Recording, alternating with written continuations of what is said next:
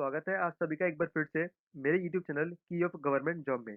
तो गाइस जो हमारी आज की वीडियो का टॉपिक है वो है इंडियन पॉलिटी में से। तो आज हम पढ़ेंगे गवर्नर एंड चीफ मिनिस्टर के बारे में। तो गाइस ये दोनों टॉपिक जो ज़्यादा बड़े नहीं है, इसीलिए मैं इन दोनों टॉपिक को एक ही वीडियो में कवर कर रहा हूँ। बट आप ऐसा बिल्कुल मत समझना कि ये दोनों टॉपिक जो छोटे हैं और इनमें से क्वेश्चन भी नहीं आते होंगे। बट हमेशा हर बार इन दोनों टॉपिक से मिलाकर 2 से 3 क्वेश्चन जो हमेशा पेपर्स में पूछे जाते हैं। तो फिर बिना टाइम वेस्ट करे स्टार्ट करते हैं आज की video. Question: Which of the following two states have the same person as their governor?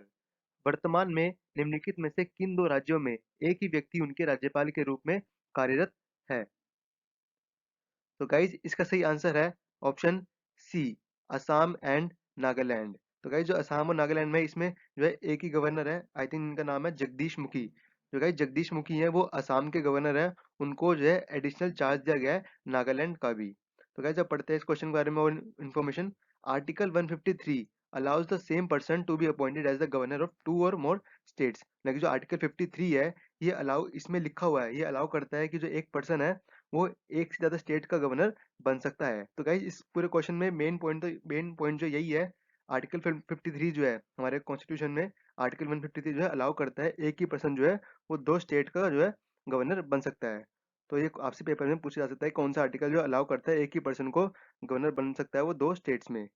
और गाइस अब सेकंड उसमें जो स्टेटमेंट है वो है there is no bar to a person being appointed governor more than once. मतलब कि अभी तक ऐसा कोई रूल नहीं आया है, अभी तक ऐसा कोई रूल नहीं आया है कि एक पर्सन जो है वो एक से ज्यादा बार गवर्नर नहीं बन सकता। इसका मतलब ये हुआ जो एक गवर्नर है वो एक से ज्यादा बार भी एक किसी भी स्टेट्स का वो गवर्नर बन सकता है। तो अभी ऐसा कोई रूल नहीं है कि एक गवर्नर जो है एक ही बार बनेगा। तो जो है एक गवर्नर है वो जितनी मर्जी बार जो है गवर्नर बन सकता है किसी भी स्टेट का। तो अब बढ़ते हैं अपने अगले क्वेश्चन पर। Question: Which of the following statement is incorrect regarding the mercy powers of the governor? राज्यपाल की दया संबंधी शक्तियों के संदर्भ में निम्नलिखित में से कौन सा कथन असत्य है? तो गाइज इसका सही आंसर है ऑप्शन डी। हमें बतानी है कौन सी स्टेटमेंट जो है वो गलत है। तो ऑप्शन डी में है वो लिखा है governor can pardon death sentence for offences under state law. तो गाइज जो ये स्टेटमेंट है वो बिल्कुल गलत है। कि गाइस अब तो गाइस इसके बारे में पढ़ते हैं, इस क्वेश्चन के बारे में पढ़ते हैं और भी। तो गाइस आर्टिकल 161 जो है, आर्टिकल 161 काफी इंपॉर्टेंट आर्टिकल है। तो गाइस ये बताता है गवर्नर की पावर्स के बारे में। तो गाइस आर्टिकल 161 में ये लिखा हुआ है गवर्नर के बारे में। मान लीजिए आपने अगर किसी स्टेट में रहते हैं और आपने कोई क्राइम कर दिया है और आपको जो है उसके लिए सजा दी गई है, जेल में जाना पड़ा है, या आपको फिर उम्र कैद की सजा दी गई है, या फिर आपको 10 या 15 साल जेल में जाने के लिए बोला गया है। तो गाइस उस टाइम पे जो है गवर्नर के पास पावर है, या तो आपको क्षमा कर सकता है, बिल्कुल आपकी सजा खत्म कर सकता है, या फिर जैसे आपको 10 साल की मिली है तो उसको 5 साल की भी कर सकता है। बट अगर आपको जो है आपने कोई ऐसा क्राइम कर दिया जिसको आप जिसके लिए आपको मौत की सजा मिली है, क्योंकि आपको फांसी की सजा मिली है, तो उस टाइम पे जो गाइस गवर्नर है वो आपको कोई हेल्प नहीं कर सकता। सिर्फ एक प्रेसिडेंट है जिसके हाथ में पावर होती है, जिसके हाथ में पावर होती है कि वो जो आपको मौत की सजा है उसके लिए भी माफ कर सकता है।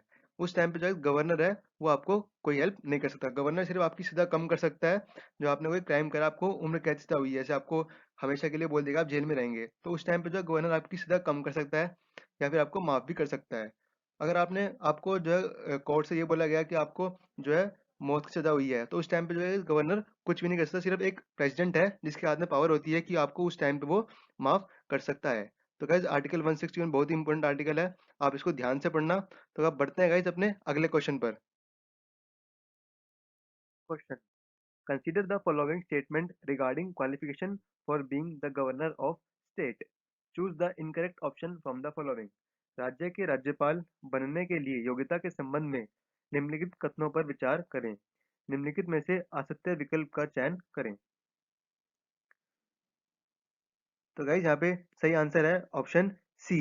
तो गाइस यहाँ पूछा गया था इनकरेक्ट स्टेटमेंट बतानी है हमें, ऊपर जो स्टेटमेंट दी गई है। तो क्वेश्चन को बिल्कुल ध्यान से पढ़ना है पेपर में।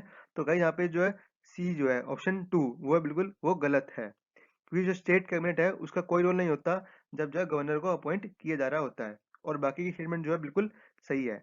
अब पढ़ते हैं और भी इस क्वेश्चन के बारे में। तो गाइस फर्स्ट स्टेटमेंट में लिखा हुआ है कि जो गवर्नर है वो जो है एग्जीक्यूटिव हेड होता है स्टेट का, जैसे कि जो प्रेसिडेंट होता है हेड सेंटर का। मतलब जैसे जो प्रेसिडेंट हेड होता है सेंटर का, ऐसे जो गवर्नर है वो हेड होता है स्टेट का। सेकंड स्टेटमेंट बोल रही है the governor is appointed by the president, governor को जो है अपॉइंट किया जाता है प्रेसिडेंट के द्वारा। थर्ड स्टेटमेंट कि जो गवर्नर, अगर किसी पर्सन को गवर्नर बनना है किसी भी स्टेट का, तो उसके लिए क्या क्या क्वालिफिकेशन होनी चाहिए। तो पहली क्वालिफिकेशन है guys, should be a citizen of India, मतलब कि इंडिया का जो है सिटीजन होना चाहिए। और सेकंड स्टेटमेंट है गाइज, उसकी जो उम्र है वो 35 साल या फिर उससे ज़्यादा होनी चाहिए। अगर उससे कम का होगा, 35 साल या कम का, तो जो है वो गवर्नर नहीं बन सकता। थर्ड क्वालिफिकेशन है he should not hold any office of profit as well, लेकिन अगर जब कोई गवर्नर के लिए अपना नाम दिया है किसी ने, उस टाइम पे वो किसी सरकारी नौकरी में नहीं होना चाहिए। तो गाइज ये है 3 क्वालिफिकेशन जो कि एक पर्सन को चाहिए होती है गवर्नर बनने के लिए। और गाइज जो सेकंड स्टेटमेंट थी कि स्टेट कैबिनेट का रोल होता है, तो गाइज ये बिल्कुल गलत है। स्टेट कैबिनेट का कोई रोल नहीं होता जब गवर्नर को अपॉइंट किया जा रहा होता है। तो बढ़ते हैं अपने अगले क्वेश्चन पर। Question. A special address by the governor refers to the address delivered by the governor. राज्यपाल का विशेष अभिभाषण राज्यपाल द्वारा किस अवसर पर दिए जाने वाले अभिभाषण से संदर्भित है। तो गाइस इसका सही आंसर है option C, at the commencement of the first session after the general election and at the first session of each year. आम चुनाव के बाद बुलाए गए प्रथम सत्र के आरंभ में तथा प्रत्येक वर्ग के प्रथम सत्र में, मतलब जो गवर्नर है वो जो उसकी स्पीच होती है वो कब दी जाती है, जब आम चुनाव होते हैं उसके बाद जो बुलाई गई जो फर्स्ट मीटिंग होती है उसमें देता है। और फिर हर सत्र के हर हर सेशन के स्टार्टिंग में दिया जाता है गवर्नर का जो है स्पीच। अगर यहाँ पे लिखा है the appointment of the governor in a state is made as per the article 155, मतलब कि आर्टिकल 155 में ये लिखा हुआ है अपॉइंटमेंट ऑफ गवर्नर के बारे में। और जो हमने ऊपर फर्स्ट क्वेश्चन में पढ़ा था आर्टिकल 153, उसमें ये बताया गया था कि एक स्टेट में जो है 2 गवर्नर बनाए जा सकते हैं। और आर्टिकल 155 में ये लिखा हुआ है कि जो है अपॉइंटमेंट ऑफ गवर्नर के बारे में। तो ये जो दोनों आर्टिकल है थोड़े थोड़े सेम है, तो आप इनको बिल्कुल ध्यान से पढ़ना। अब पढ़ते गाइज इसका कुछ एक्सप्लेनेशन और भी। तो गाइज आर्टिकल 176 में बताया गया है special address by the governor. जो आर्टिकल 176 में उसमें ये बताया गया है कि जो गवर्नर है वो कहाँ कहाँ पे जो है एड्रेस करता है, कहाँ कहाँ पे स्पीच देता है। तो गाइज ये तो इतनी स्टेटमेंट जो हम पहले ही पढ़ चुके हैं ये सारी। यहाँ पे एक नया बस ये है, in case of state having legislative council, मान लीजिए अगर किसी स्टेट के पास जो है लेजिस्लेटिव असेंबली नहीं है, लेजिस्लेटिव काउंसिल है, उस टाइम पे गाइज क्या होता है, जो उसके दोनों हाउस है वो असेंबल टुगेदर होते हैं, लेकिन जो है वो इकट्ठे साथ होते हैं और फिर जो है गवर्नर अपनी स्पीच देता है। अब गाइस यहाँ पे एक पॉइंट और है important, when the constitution come into effect, मतलब कि जब कॉन्स्टिट्यूशन जो है लागू हुआ था, तो प्रेसिडेंट को जो है एड्रेस करना पड़ता था तीनों सेशन को। मतलब कि जो पार्लियामेंट के 3 सेशन होते हैं, कौन कौन से होते हैं, पहला होता है बजट सेशन, दूसरा होता है मानसून सेशन और तीसरा होता है विंटर सेशन, जिसमें से कि जो बजट सेशन है वो सबसे बड़ा होता है।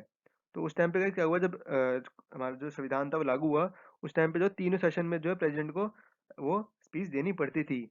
बट उसके बाद क्या हुआ, तो जो है 1950 में जो है ऐसा करा, प्रेसिडेंट ने तीनों सेशन में जो है अपनी स्पीच दी। उसके बाद क्या हुआ, जो जीवी मावलंकर हैं जो कि हमारे फर्स्ट स्पीकर थे लोकसभा के, तो गाइस ये भी एक इम्पोर्टेंट क्वेश्चन है कि आ सकता है कि फर्स्ट स्पीकर ऑफ लोकसभा कौन थे, तो वो थे गाइस जीवी मावलंकर। तो उन्होंने कुछ सजेस्ट किया कि कुछ चेंज होने चाहिए हमारे इसमें। तो उसके बाद जो गाइस फर्स्ट कॉन्स्टिट्यूशनल अमेंडमेंट, मतलब कि जो है पहली बार जो हमारे कॉन्स्टिट्यूशन में सुधार किया गया या फिर कुछ बदलाव किया गया वो हुआ था 1951 में। ये भी क्वेश्चन बन सकता है कि हमारा पहला जो अमेंडमेंट हुआ था, जो सुधार हुआ था कॉन्स्टिट्यूशन में, वो कब हुआ था। तो गाइस जो हमारा फर्स्ट कॉन्स्टिट्यूशनल अमेंडमेंट हुआ था वो हुआ था 1951 में। किसी द्वारा किया गया था गाइस, किसके कहने पे किया गया था, जीवी मावलंकर के कहने में। उन्होंने कुछ सजेस्ट किया था कि कुछ जो है बदलाव होने चाहिए। उसके बाद क्या हुआ था गाइस, जो पोजीशन थी वो चेंज कर दी गई थी। तो गाइस ये था आर्टिकल 1676 के बारे में। आई होप आपको सभी को समझ में आया होगा। अगर कुछ भी डाउट हो तो प्लीज कमेंट बॉक्स में प्लीज कमेंट करिए। अब बढ़ते हैं अपने अगले क्वेश्चन पर।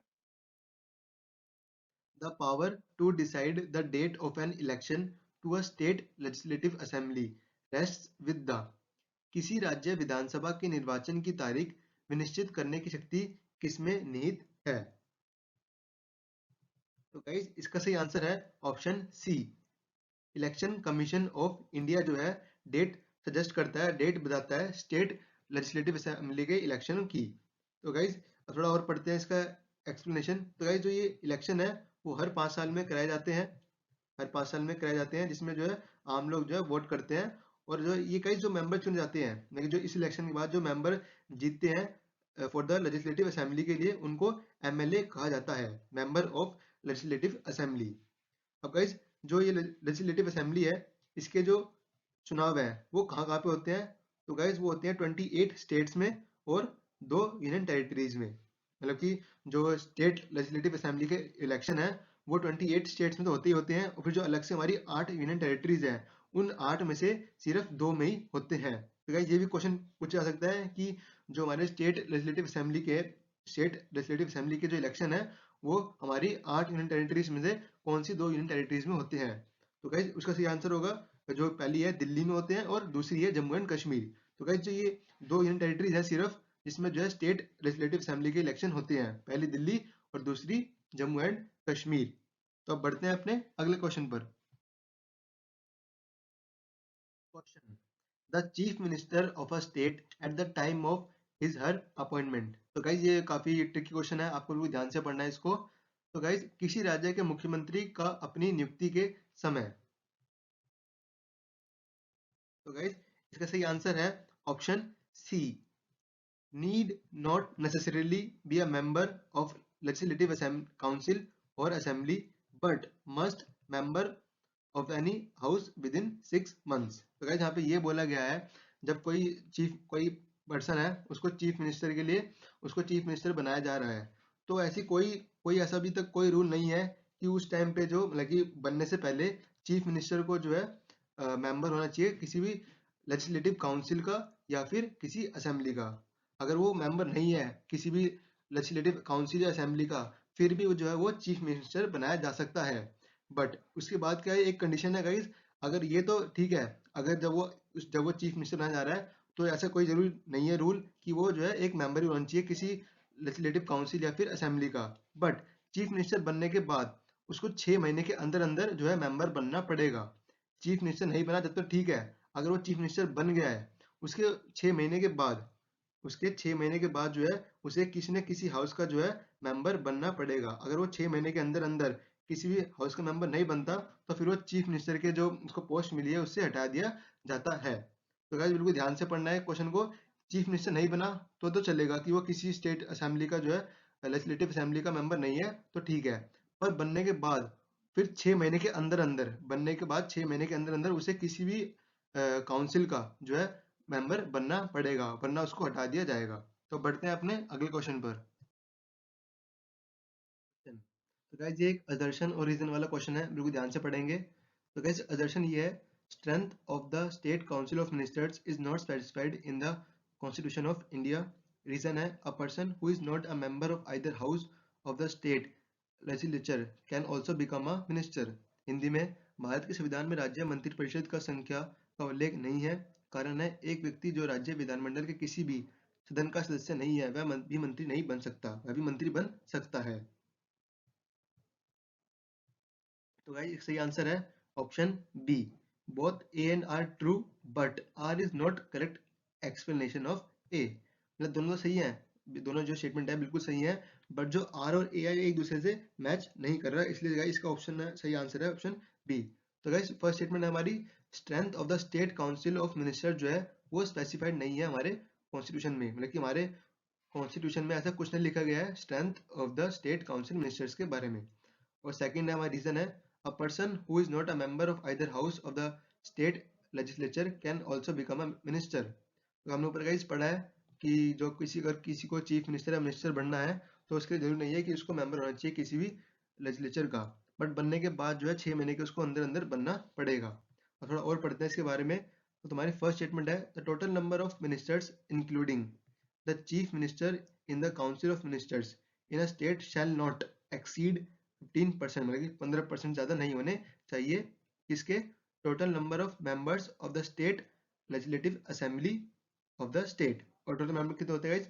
500 मेंबर होते हैं टोटल, और जो है 15% से ज्यादा नहीं होने चाहिए, मतलब कि 75 से ज्यादा नहीं होने चाहिए। अब सेकंड स्टेटमेंट कह रही है guys, provide that the number of ministers including chief minister in a state shall not less than 12 लोग। गाइस जो है सेकंड स्टेटमेंट ये कह रही है कि जो 12 से कम नहीं होने चाहिए, 12 यहाँ मेंबर बोल रहा है, और जो है 15 75% से, मतलब कि 75 मेंबर से ज़्यादा भी नहीं होने चाहिए। तो अब बढ़ते हैं अपने अगले क्वेश्चन पर। In which provisions of the Indian Constitution is the principle of collective responsibility of the State Council of Ministers enshrined? भारतीय संविधान के किस प्रावधान में राज्य मंत्रिपरिषद की सामूहिक जिम्मेदारी का सिद्धांत निहित है? तो गाइज इसका सही आंसर है आर्टिकल 164, मतलब कि ऑप्शन सी। आर्टिकल 164 में गाइज बताया गया है collective responsibility of state council of minister के बारे में।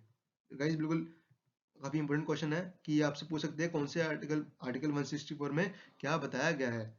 तो गाइज इसमें जो है बताया गया है the council of ministers are collectively responsible to the legislative assembly, मतलब जो काउंसिल ऑफ मिनिस्टर है स्टेट की, वो कलेक्टिवली रिस्पॉन्सिबल होगी इसके विधान सभा के। तो बढ़ते हैं अपने अगले क्वेश्चन पर। Consider the following statement. Guys हमें दो स्टेटमेंट दी गई है, हमें बताना है कि इनमें से कौन सी स्टेटमेंट जो है वो करेक्ट है।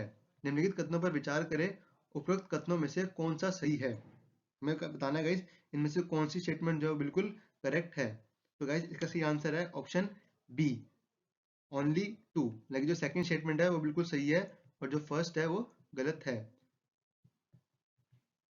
द रेजिग्नेशन और death of a chief minister dissolve the council of ministers, ये बिल्कुल गाइस सही है। अगर कोई जो चीफ मिनिस्टर है वो अपनी पोस्ट पे से रिजाइन करता है या फिर वो अपनी पोस्ट पे रहते रहते उसकी मृत्यु हो जाती है, तो उसके साथ साथ जो है उसकी जो काउंसिल ऑफ मिनिस्टर होती है वो भी खत्म हो जाती है। तो बिल्कुल गाइस स्टेटमेंट बिल्कुल सही है। और फर्स्ट स्टेटमेंट जो है हमारी जो गलत है वो लिखा हुआ है the council of ministers is collectively responsible to the parliament, ये गाइस बिल्कुल गलत है। अब गाइस पढ़ते हैं इसके बारे में। तो गाइस जो काउंसिल ऑफ मिनिस्टर्स है, यहाँ पे सेंटर की बात की जा रही है, जो मिनिस्टर है वो कलेक्टिवली रिस्पॉन्सिबल किसकी होती है, लोकसभा की। और गाइस अंडर नो circumstance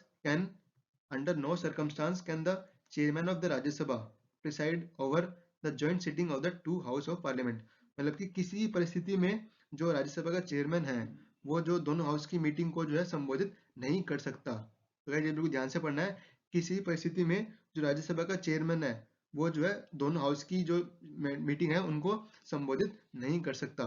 और सेकंड हमने ऊपर ही पढ़ चुके हैं, जो रेजिग्नेशन होता है, मतलब कि जो कोई चीफ मिनिस्टर है या कोई भी चीफ मिनिस्टर है उसने उसकी डेथ हो गई है या फिर उसने अपनी पोस्ट से रिजाइन कर दिया है, तो उसके साथ साथ जो है उसकी जो काउंसिल ऑफ मिनिस्टर है वो भी खत्म हो जाती है, डिसॉल्व हो जाती है। तो अब बढ़ते हैं अपने अगले क्वेश्चन पर। Question, consider the following statement. तो गाइस एक बार फिर से स्टेटमेंट का क्वेश्चन आ गया है, हमें फिर से बताना है कि इनमें से कौन सी स्टेटमेंट जो है बिल्कुल करेक्ट है। तो गाइस इसका सही आंसर है ऑप्शन ए, फर्स्ट ओनली, यानी जो फर्स्ट स्टेटमेंट है वो बिल्कुल करेक्ट है। The chief minister is appointed by the governor, ये स्टेटमेंट जो है बिल्कुल करेक्ट है। और जो सेकंड स्टेटमेंट है उसमें लिखा गया है the constitution has a specific procedure for the selection and appointment of the chief minister. तो गाइस ये बिल्कुल स्टेटमेंट जो है गलत है, हमारे कॉन्स्टिट्यूशन में चीफ मिनिस्टर के अपॉइंटमेंट के लिए कोई भी जो है स्पेशल प्रोसीजर नहीं दिया गया है। अब पढ़ते हैं इसके बारे में और। आर्टिकल 164, आर्टिकल 164 जो है बताता है जो चीफ मिनिस्टर है वो अपॉइंट किया जाएगा किसके द्वारा, गवर्नर के द्वारा। तो गाइज ये बताता है हमारा आर्टिकल 164। पर इसका मतलब गाइज ये नहीं है कि जो गवर्नर है वो किसी को भी चीफ मिनिस्टर बना देगा। गवर्नर सिर्फ चीफ मिनिस्टर उसी को बना सकता है जो इलेक्शन जीती है पार्टी, और उस पार्टी का जो लीडर है सिर्फ वही जो है चीफ मिनिस्टर बनेगा। और जो फिर बाकी के जो उस पार्टी के जो मिनिस्टर्स हैं, मतलब कि जो जीती पार्टी है इसके जो मिनिस्टर्स हैं, वो जो गवर्नर है वो चीफ मिनिस्टर की सलाह पर बनाएगा। नहीं जैसे जैसे चीफ मिनिस्टर बोलेगा कि जिसको जो मैं मिनिस्टर बनाऊंगा अपना, तो फिर जो है गवर्नर उसको अपॉइंट करेगा किसके सलाह पर, चीफ मिनिस्टर की सलाह पर। और सेकंड स्टेटमेंट में ये हम पढ़ चुके हैं कि कोई स्पेशल प्रोसीजर नहीं है हमारे कॉन्स्टिट्यूशन में किसके लिए, selection and appointment of chief minister. तो गाइज आज की वीडियो में इतना ही, ये था हमारा लास्ट क्वेश्चन। अगर आपको इस वीडियो में किसी भी क्वेश्चन में कोई भी डाउट हो तो प्लीज़ कमेंट बॉक्स में मेंशन करिए, मैं अपनी पूरी कोशिश करूंगा कि आपका जो डाउट है वो जल्दी से जल्दी रिजॉल्व कर सकूं। और तो guys thank you for watching, अब मिलेंगे अगली वीडियो में, till then keep watching keep studying.